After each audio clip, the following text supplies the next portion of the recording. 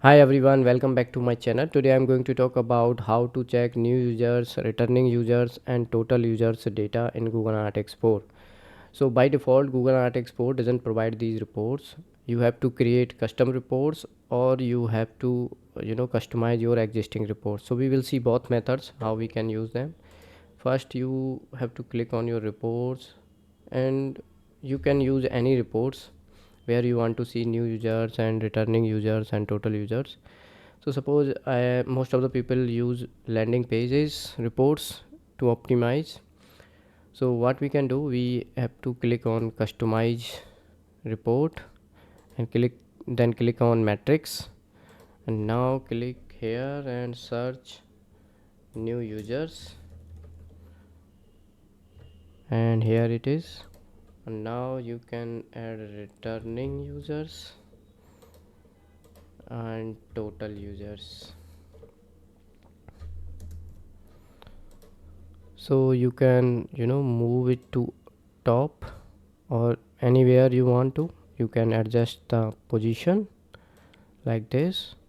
Now click on apply, then you can see this is added. Now you have to save it as a current report, or you can create a custom report or new report. So both options are available. So after that you can remove it if not needed. So here you can see new user, active users, returning user, total user. So these three metrics still you can see, but there is a catch. You can see that new users 13, returning user 1, but total user 13. So why is that? Why it's not 14, it's 13? Because in and Google Analytics 4 it based on events, but the previous Google Analytics 3 or Universal Analytics, it was based on sessions. So that's the main difference. And new users reports created by first visits event. So in the date range, its first event triggered, and in the same date range it returned after few days, 2 days, 3 days, and that's why it's showing in returning users as well. So make I want to say that there is no guarantee it will be same. Most of the time it will not be same, so you have to understand this.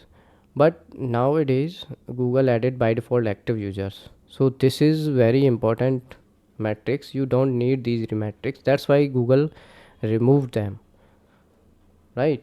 So active users means if users land on your website and visit at least 2 pages, or spend almost 10 seconds and done the conversion, so in that case active users triggers. So that's why this is very important report. So engaged users only, it provides data of engaged users, so which they are very important. If any user land on your website and bounce after 2 seconds, it's not useful for you as well. So you should consider this matrix, it's very helpful. Now we will create custom reports. You have to click on explore and then click on blank,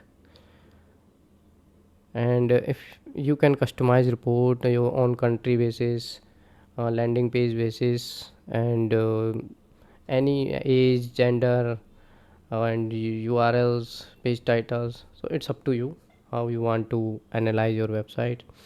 So first of all you have to add these three reports: users.